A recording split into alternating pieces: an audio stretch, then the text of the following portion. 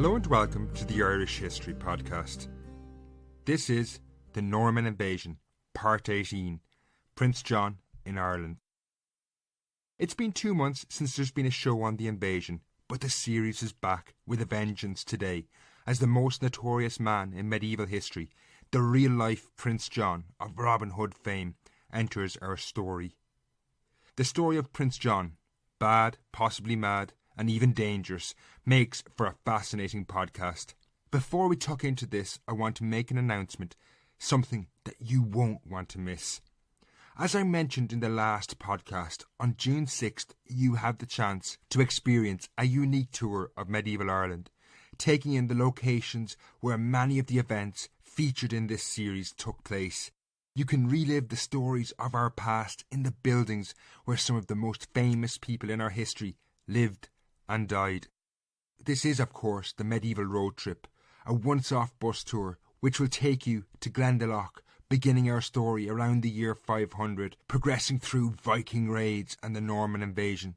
From Glendalough we will journey overland to Kilkenny, the finest Norman city in Ireland.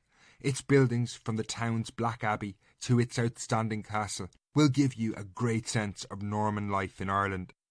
Then we will conclude in somewhere few of you will ever have been, Kilcooley Abbey, a truly remarkable site in North Tipperary, a forgotten gem of Irish history, but preserved to an immaculate level. To book your seat on this unique tour, you need to act now. Email and get your space at booking@irishhistorytours.ie. Your space at booking@irishhistorytours.ie. There's only 15 places left, so get in touch now if you want your place. That email address is booking@irishhistorytours.ie. Now to Prince John.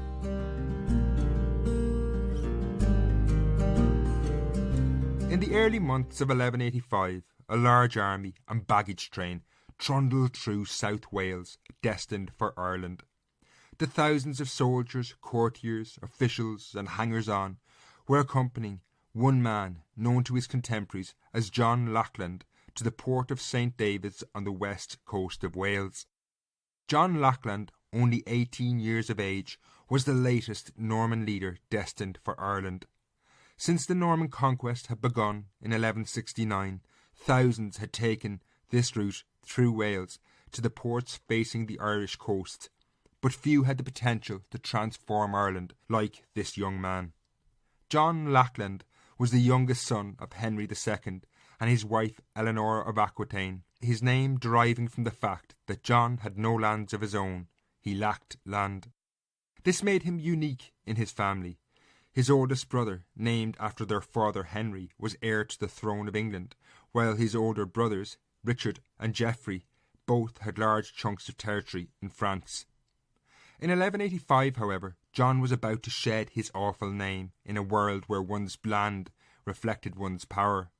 His father, King Henry II, had made him Lord of Ireland in 1177, but at the age of 10, young John was then obviously too young to press his rights over the Norman lords on the island, not to mention the Gaelic kings. In 1185, however, having reached the age of 18, his hour had finally come. Not only was John going to Ireland to become Lord of the island, but the plan was to make him king of both the Normans and the Gaelic Irish. A tall order, to say the least. The Norman colony in Ireland John was bound for, although only 15 years old, was drifting rudderless to some extent by 1185, with individual lords like Hugh de Lacy, the Lord of Meath, creating their own zones of influence without much regard for any collective project. Henry's intention was that with John's arrival, this was going to end. The days of the wild Norman conquests were over. Everything would be carefully planned from here on. John and his aides were going to whip the Norman lords in Ireland into line, as well as the Gaelic kings. Difficult as this might seem, John's family were ambitious, if nothing else. As he made his way west to the port of St. David's, a messenger was travelling south to the papal court at Rome, seeking permission from the Pope to exalt John from Lord to King of Ireland. Craftsmen were also fashioning an emerald ring that would serve as John's ring of office. In planning his youngest son's mission to Ireland, John's father, Henry II, had spared nothing to try and make the teenager undisputed ruler of Ireland. As he headed for the port of St. David's, John was accompanied by what amounted to a full court. Several high-ranking sons of nobles accompanied him, as did an army of over 3,000 men. Even Henry's top official in England, Ranulph de Glanville, had joined the entourage and planned to accompany John as far as the port of St. David's. While immense effort had gone into the mission, and John would be finally able to shirk the name Lackland if successful, Ireland was not the place he wanted to be. Only a few months previously, a far more attractive offer had come from what were the most intriguing and unusual visitors to his father's court. Heraclius, the Patriarch of Jerusalem, accompanied by Roger de Moulins, the Grand Master of the Knights Hospitaller, and Arnold de Taroja, Grand Master of the Knights Templar, had arrived in England, begging Henry II to launch a crusade to save the ailing Crusader kingdoms in the Middle East, which seemed destined to fall into Muslim hands. When Henry refused, the three emissaries then asked if Prince John could return with them. For a young man like John, the Crusades represented the height of knightly valour, and also a chance to escape the shadow of his father and older brothers. However, Henry, always the domineering father, had stepped in and insisted his son instead go to Ireland. Too much planning had already been invested in the mission. It was already over a year in the making. In 1184, Philip of Worcester, a loyal ally of Henry II, had been sent to Ireland to replace Hugh de Lacy as the king's representative. De Lacy, the Lord of Meath, the most powerful Norman lord in Ireland, was a potentially dangerous figure if John wanted to press his rights over Ireland. De Lacy would need to be cut down to size before the prince arrived, and this was Philip of Worcester's task. So it was, no matter how attractive a crusade was for a young man, Prince John would not see the hot deserts of the Middle East, but instead found himself bound for Ireland. Why he preferred the idea of a crusade was understandable. They conjured up exotic imagery of heroes rescuing the holy places in the Middle East, while Ireland was the exact opposite. In John's entourage was a chronicler, Gerald of Wales, who we have met in the series so far. He had only recently returned from Ireland. Given his reports, Prince John could hardly have been excited about Ireland. Writing in 1185, Gerald said of Ireland that it suffers more than any other country from storms of wind and rain. His reports of Gaelic Irish inhabitants were deeply bigoted. He described them as so barbarous that they cannot be said to have any culture, that they were a wild, inhospitable people who live on beasts and are like beasts. These views, which circulated around John's inner circle as they moved slowly through Wales, had a disastrous impact once John landed in Ireland.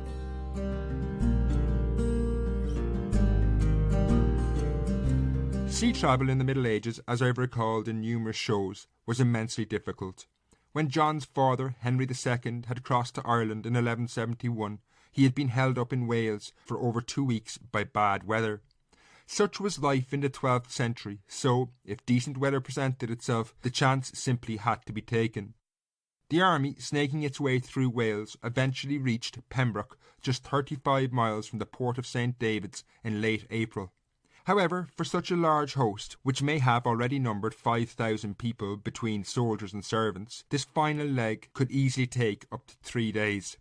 However, while they were at Pembroke, the weather suddenly cleared, and the necessary westerly winds picked up. John quickly boarded ship in the nearest port and crossed safely to Ireland on April the 24th. However, this move saw him bypass a famed church at St. David's Port. In the deeply superstitious world, this was regarded by some as an ill omen. Fate had intervened to stop John visiting the church. This ill omen was indeed an accurate foretaste of what was about to happen in Ireland. When the vast host disembarked at the port of Waterford, it must have been an incredible sight to behold at the walled town. Waterford's population would have more than doubled in the space of a day. It would have, no doubt, been a boon to the town's merchants, but the presence of mercenaries in John's armies no doubt also created chaos. At Waterford, John faced his first major test as ruler of Ireland. As was customary on such occasions, Gaelic kings from surrounding regions arrived for an audience with Prince John and to pay him homage. The presence of his army made opposition impossible, and many kings were keen to have good relations with such a powerful man. John's first test as ruler could not possibly have gone any worse, as the prince behaved appallingly. Gerald of Wales, who was in his entourage and presumably present, recalled how John treated them, the Gaelic kings, with contempt and derision, showing them scant respect, putting some of them about by their beards, which were large and flowing according to native custom. The Gaelic kings fled the court, and news of this deeply humiliating event spread across Ireland rapidly. According to Gerald, the would-be King John was derided as a mere youth by Gaelic leaders. No matter how much planning had gone into John's mission, nothing could account for such personal behaviour, which was disastrous.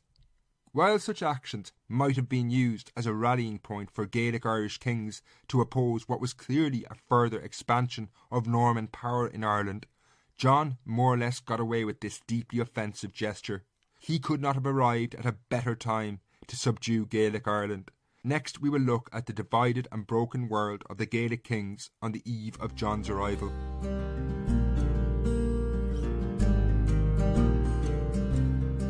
If anyone was going to attempt to stop John pressing his claim to Ireland from within the powerful Gaelic families, the O'Conors of Connacht would have to play a prominent role.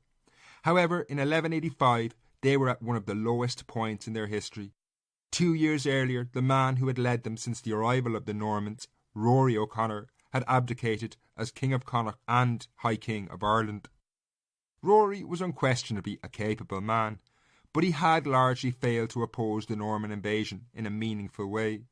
On the battlefield, he had repeatedly showed a conservative streak, something ruthlessly exploited by the Norman leadership, who were exactly the opposite. In 1175, Rory had accepted the Normans and more or less partitioned Ireland between the conquered lands and his own dominions in the Treaty of Windsor. This had failed to stop the Norman advance into Ulster and Munster, but his own border of Connacht along the Shannon River had more or less been respected. In 1181 he had followed this up by marrying his daughter Rose to Hugh de Lacy, the Lord of Meath. When he retired to a monastery in 1183, Rory was succeeded as King of Connacht by his son, the somewhat confusingly named Conor O'Conor. Conor was very different from his father. Far younger, he was militarily aggressive. Even before he came to power, he had commanded Rory's armies and had violently reinforced O'Conor rule in Connacht. Nevertheless, claiming the High Kingship was not easy. The O'Neills in Ulster believed the High Kingship belonged to their family and had always acknowledged Rory in a begrudging fashion, at best, while many other families across Ireland were still reeling from the chaos of the invasion. In 1184, perhaps in an attempt to make a real claim for the title, Conor publicly rejected his father's policy of live and let live with the Normans. No doubt, looking around him, he could see that some of Ireland's most famous kingdoms, Meath, Eastern Ulster and Leinster, no longer existed in any meaningful way, having been disarticulated by the Normans. If he wanted respect, attacking these people would surely help him. In a massive shift from his father's policy of appeasement, Conor took the war to the Normans. He launched a raid into his now brother-in-law Hugh de Lacy's lordship of Meath, and in conjunction with the local Gaelic Irish there, he burned one of de Lacy's castles. This made many in Connacht nervous. For Rory, his young, aggressive son threatened to undo everything he had worked to achieve. His people and his family in Connacht had survived the invasion through his compromises. Just as Prince John arrived, it now seemed the O'Conors were divided by that classic argument that has raged through history between resistors and collaborators. In 1185, Rory would not tolerate his son's actions and decided to re-emerge from retirement. He allied himself to the O'Briens in Munster and some Normans and attacked his own son. This led to an extremely violent summer. The annals of Lough Key recorded the slaughter of clerics and women who were slain and burned in their churches and in their houses. Nevertheless, it was effective, and Rory gained sway over a large portion of Connacht. However, as we've seen in previous episodes, Gaelic Irish kingdoms were at the best of times volatile and always riven by internal conflict, and this war between Rory and his son Conor threw open a Pandora's box. Soon Rory's brother, Cathal of the Red Hand, a name coming from the fact that he had a red birthmark on his left hand, entered the fray. Supported by one of Rory's sons, Cathal, better known by his Irish name Cathal Crodurg, laid down his claim for kingship of Ireland's most powerful family. When John was arriving, the O'Conors were busy at war with each other. While they cobbled together a peace of sorts in 1185, and Connacht was pacified after much bloodletting, the situation was deeply unstable. There was now 3 major players, Rory, his son Conor, and his brother Cathal, in a ring, each nervously looking at the other, while other members of the O'Conor family, watching on, now realised if ever they had a chance to claim the kingship, this was it. Connacht was about to explode into violence. There was no way that the O'Conors could resist in any meaningful way when John set about the task of becoming king.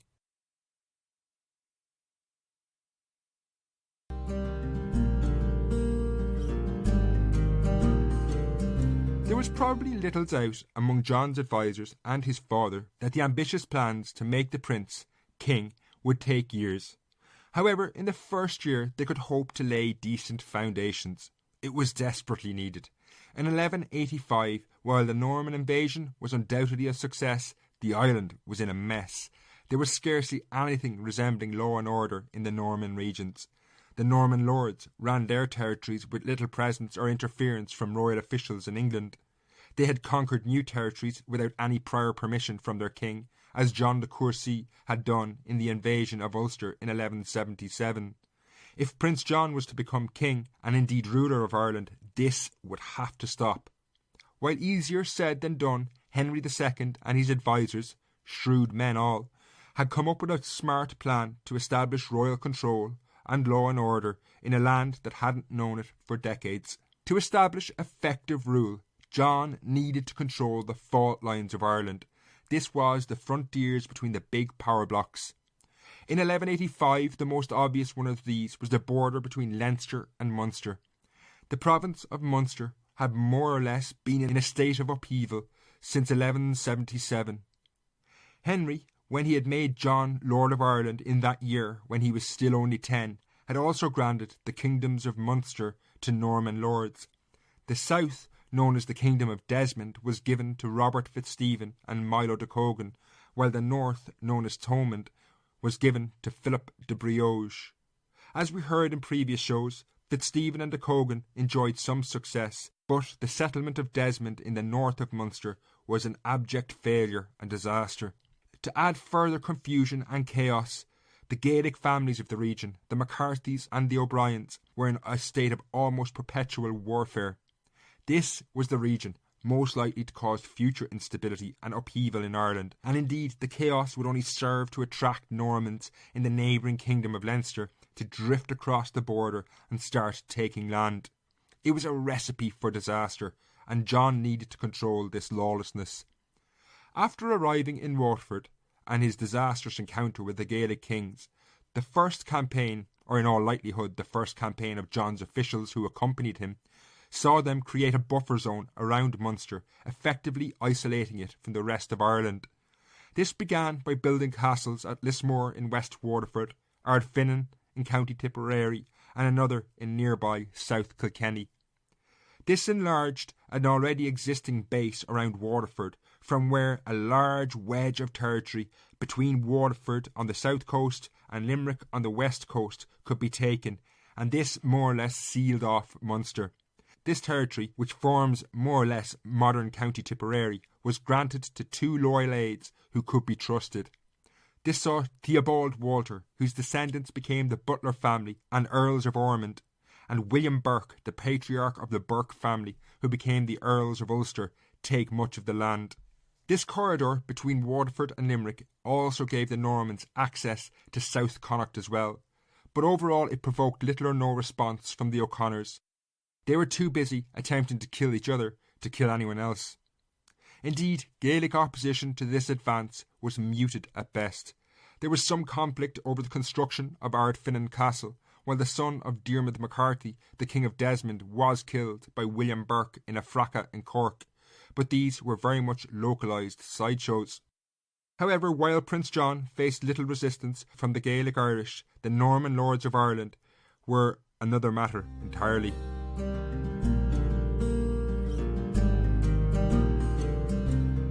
John's greatest resistance came from the Norman lords themselves. They were no doubt dubious about his arrival since 1184, when Philip of Worcester had arrived in Ireland and replaced Hugh de Lacy as the king's representative. However, no matter what they anticipated he would do, the actions of the young prince were probably far worse. Not only did John display ignorance in his dealings with the Gaelic Irish kings, but he also treated the Normans already in Ireland since the conquest in a very poor manner. Gerald of Wales recorded that John upset the balance of life and relations between the conquerors and the Gaelic Irish in Ireland. He broke peace agreements made with the Gaelic Irish, who were not at war with the colonists, and took their lands away, driving them to violently resist. Unsurprisingly, the Normans in Ireland, led by Hugh de Lacy and supported by such figures as John de Courcy and Robert Fitzstephen, did not want new arrivals like John or his hangers-on in Ireland. They wanted the light-touch situation to continue, where they could decide their own fates as such. Through the summer of 1185, though, John made his way slowly to Dublin, where he took up residence. However, it was here, in the city which should have become his seat of power, that the grand plans his father, King Henry II, had devised crashed and burned when the young prince came up against the main force of the Normans in Ireland. In Dublin, he encountered the leading Norman, Hugh de Lacy, the Lord of Meath. The contrast between the two men could not have been starker. John, a youthful teenage boy, met de Lacy, a grizzled warrior over twice his age, with one side of his face scarred by burn marks. De Lacy embodied Norman power in Ireland. In 1185, the Gaelic Irish source, the Annals of Lough Key, reflected on his prestige, saying he was King of Ireland. While perhaps this was an exaggeration, it nevertheless did illustrate Hugh de Lacy's widespread influence and authority, not only over the Norman settlers, but also over the Gaelic Irish as well. He was not about to let this mere boy, Prince John, take it from him. De Lacy was also a very experienced man. He knew, unlike John, when to fight and when to avoid a fight. Taking on the young prince on the battlefield was insanity, probably even suicidal. Even if he managed to defeat the massive army John had brought with him, it would not be long before John's father Henry arrived himself seeking vengeance, and Henry was one of the best and most ruthless soldiers in Europe.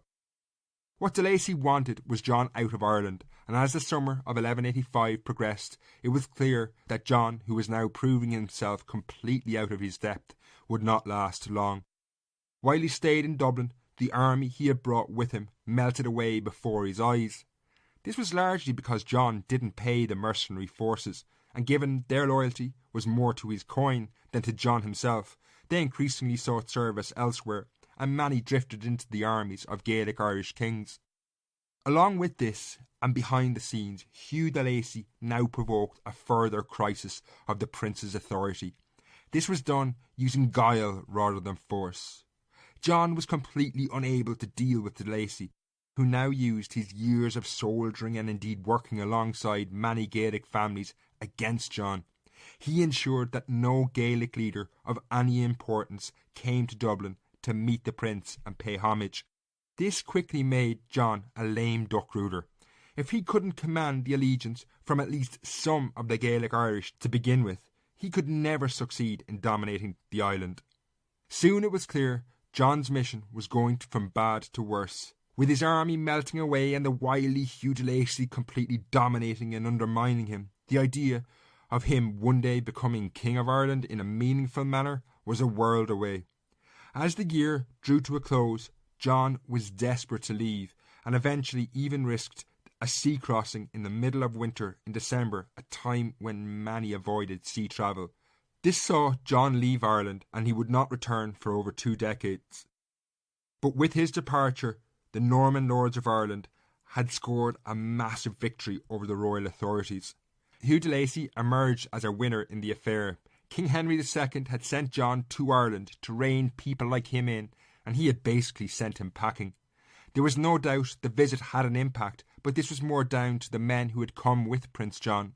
They had seized that corridor of land between Limerick and Waterford, which now exposed much more of Ireland to a strategic interference from the Norman authorities. Indeed, such successes were in spite of the young prince's presence, if anything.